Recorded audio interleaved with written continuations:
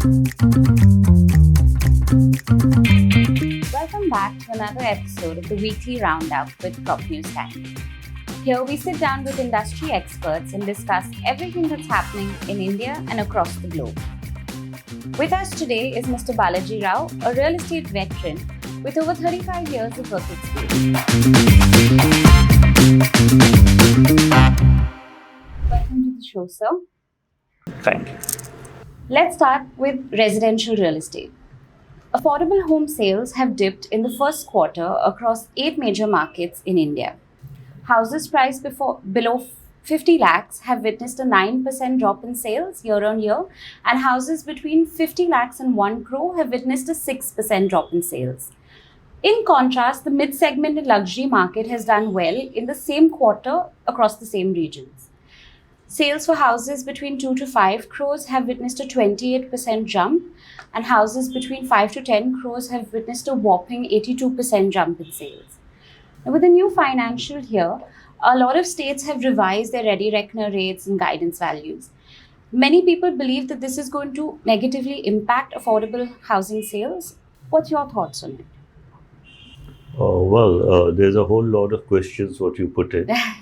The concept of sales going up and down, I don't think you can just do it by one quarter sales because you need to see what the trend is. Okay. So if it is trending downward and you see it over 2 or 3 quarters, then I would say yes, brakes have been put on the volume sales at least. Similarly, if it is trending, the prices are trending up over 2 quarters or 3 quarters, then I would say that yes, there is a price increase and inflationary trend we can see in real estate. Having said that and putting that aside, what you're trying to raise a pertinent issue is whether the product mix in the market is moving from affordable homes towards more luxury homes. Okay. I would feel it's not so much as the product mix as much as the confidence and the risk-taking ability of the customer. Okay. Usually a high net worth individual or an ultra high net worth individual is far capable of taking a decision even when the economic situation is not completely bright. Okay. Whereas for a typical middle class consumer, mid-income segment, it won't be so easy to take a sale decision, especially of these sort of products, when the market trend or the economic situation is far from desirable, for example. Right. So I feel the whole focus on luxury and premium and the ballyhoo that is being created in the market, saying, oh my God, are we all only looking at high end? No. It's just that they are buying still because they're confident that this is just a dip and it'll rise again. Whereas the common man is always a bit worried, wary, and he decides to defer his purchase decision. So he's a bit more sensitive. He will always be far more sensitive and he'll always be far more cautious than the rich man. So I wouldn't give too much emphasis that everybody should change their product mix because of this. Okay. I think there's a market in every segment and you need to wait it out because sometimes when you have headwinds, the sales will go down. And when you have tailwinds, the sales will go up. So that's what we are seeing. But you have to marry that to the current geopolitical situation because of the tariffs and everything. Right. And if you marry that and you feel the next quarter or two might also be impacted geopolitically and economically or macroeconomically especially, then yes, it is a cause of concern. So you feel with the recent announcement of Trump's administration where he's imposed a 26% tariff on Indian imports, a lot of people feel it's going to lead America into a recession. Are you saying that that's going to have an impact in India and on the Indian when a market? mighty oak tree falls, they say the ground shakes. Okay. So if suppose that is true, the prediction, then naturally it'll impact all economies. It's like it'll have a domino effect, Right. the recession. As far as the ready reckoner rates are concerned, the second part of your question, which you asked me, the ready reckoner rates try to keep pace with the prices being declared in transactions Right. when they come to register it at the sub registrar's office. I understand. Correct? Yeah. So it's more, there's always a lag effect. Mm-hmm. Yeah. So prices in market have actually risen. Yes. They observe it for a year almost, at least, Yeah. if not a couple of years, like in this case. Right. It has happened after a couple of years. Yes. And then you're putting a price increase Mm-hmm. in the ready reckoner's to justify that the market prices have gone up, and why shouldn't I take my stamp duty and other duties and cesses based on the current rate rather than on a historical price. Mm-hmm. So ready reckoner rates follow the market. Right. The market doesn't follow the ready reckoner rate generally. Right. There might be a few anomalies and micro markets, but that's not the case usually. I think maybe people are talking about it more from an affordability perspective. That for somebody looking to buy a 50 lakh house, now he's having to pay more in stamp duty charges. No, because most probably your market price will be higher than the ready reckoner rate. So you'll be paying a stamp duty on the market price rather than the ready reckoner rate. Yeah. Especially if you're doing it in full check, as we assume he's doing it. Yes. So to him, it won't impact at all. All right. Why are we assuming that your prices are actually lower than the ready reckoner rate, and that's where he's going to get trapped? I don't think so. So that's a fallacy. Thank you. It's a fallacy. It is just, you want to cry wolf over everything. So you say, okay, this increase has happened, that increase has happened. But that's not the way the game is played. All right. Okay. So next, I'd like to talk about commercial real estate. So office leasing has had a great first quarter. A total of over 18 million has been absorbed by the Indian market. Now, when we looked at a couple of statistics, over 80% of the recorded leases seem to be in green certified buildings. The three top performing markets for this quarter, Mumbai, Chennai, and Bangalore, also have the highest concentration of green certified buildings and projects. So there's obviously a rising demand and focus on sustainability in green projects. How do you see builders adapting to it? I think the builders have already adapted to it. That's why you're saying 80% of it. Because the tenant, who is usually multinational or a very environmental conscious tenant, wants to be in a green certified building. Okay. So there are a lot of benefits which are associated with it. And so the institutional market, which is basically your commercial market, are the first people who are veered towards it. Right. So most commercial buildings being made today, if they want to be grade A, they definitely have to be certified as green. Understood. Whether you come up to the gold or the platinum, that's a separate issue, but you have to be certified as green. Right. Because otherwise you might not be attractive to the prospective tenant. Okay. So I think builders have adapted to it very easily. We are very much in the forefront of doing green buildings. And I think that it's an extremely positive trend.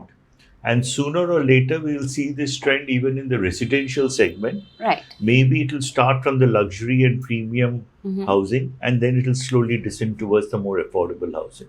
Okay. But this will be the future hygiene factor for any real estate project that they're green certified.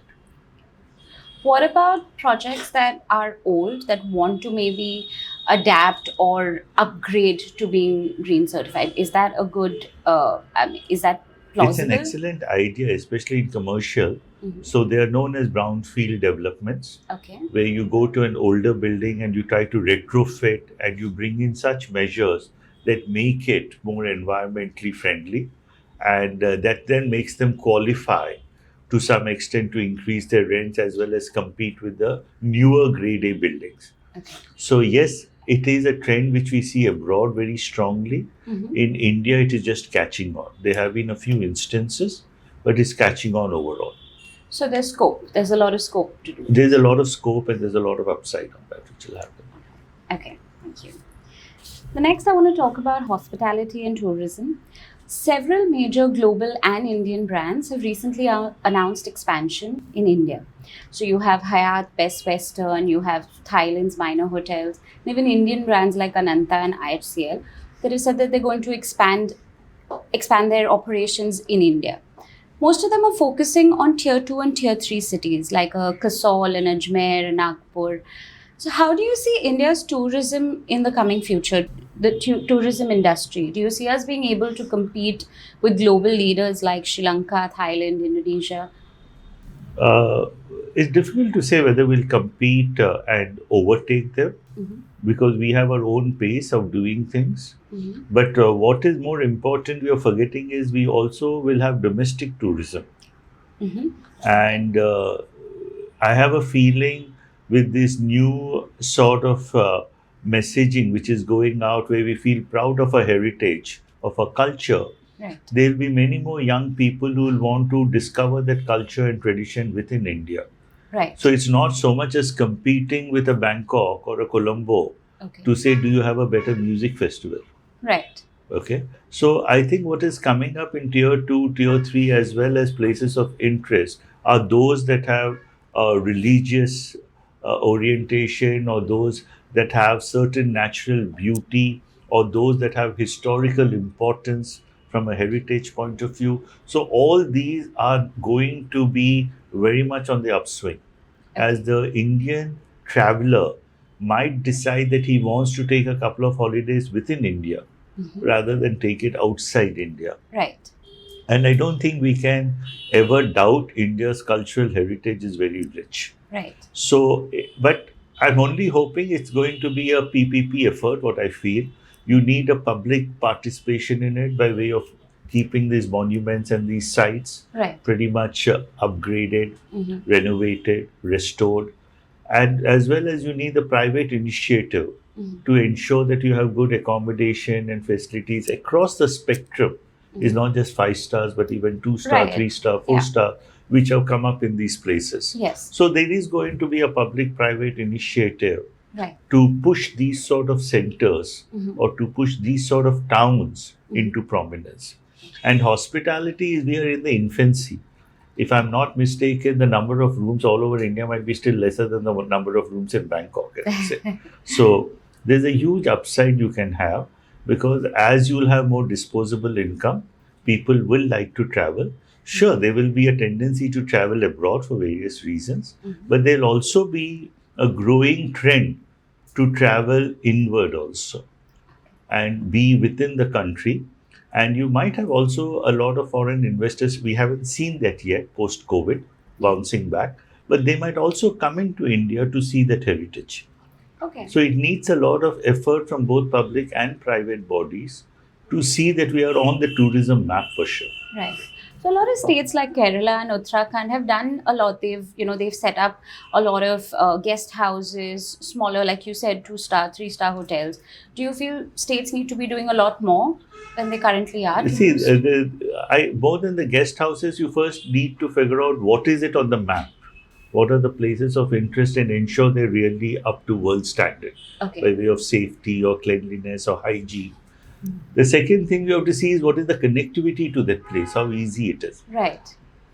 See, like even today, it's not very easy to go to Agra directly. You have to go via Delhi. No. Yes. Yeah. So if you want to promote it, you might have to give more connectivity, have the airport there. So all these sort of points will start really rising. Mhm. So it's a connectivity, it is the infrastructure, and then finally being able to maintain the places of interest in that town. Right. Whereas private sector can easily take over this hospitality per se, Okay. what you say, Yes. whether it is 2 star, 3 star, that the private sector can easily take the initiative and do it. But it is the coming together of these two that it will make a big difference. Just to circle back, many people believe the current trade policy released by the Trump administration is likely to lead the country towards a recession. Like I asked you earlier, how do you see this impacting the real estate market in India? Oh, well, the slew of measures that the Trump administration has taken, as you can see, there's been a bloodbath in the stock markets all over the world. Who are the earliest indicators that this is really not good for stability? Mm-hmm. It's not business as usual. Right. So these will have impact on the general economy of any country. Okay. because it's going to start a trade war or it's going to maybe stoke inflation, as we say. Right. So overall, we believe growth will be impacted, Mhm. and in certain countries there might be recession too. Mhm. Okay, so whenever such a slowdown happens, Mhm. then naturally all segments of the economy will be impacted, and real estate being one of the largest segments of any economy will be impacted. So I'm not in any doubt whether it will be impacted or not. It will be impacted. But will we be resilient to come out of it? I'm also very confident we'll be resilient, Okay. because real estate per se, after all the euphoria and the madness dies down, Mhm. then it is a domestic oriented industry. Right. You understand? Though we might import a few inputs, Yes. it is more a domestic oriented industry. And if domestically we can sail through Mhm. with still growth and not recession, which Right. I believe we will, it might be a lesser growth rate than before, but we will still have growth.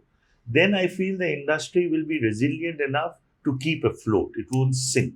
Right. So what you're saying, it's got more to do with the sentiment. Like there'll be a negative Always. fear. Initially, there'll neg- always be the sentiment effect. Right. Then comes the actual impact, what happens. Right. If tomorrow, God forbid, you have an earthquake in a place, Mhm. first is the fear. Everybody will abandon the city. Right. Then comes the actual thing to say, where was the epicenter? Is there Yes. going to be any aftershocks? Is it a one off? Mhm. And then people will assess and figure out what exactly will be the impact of it. Okay. All right. Thank you, sir. Thank you Thank for you. your time. Thank you.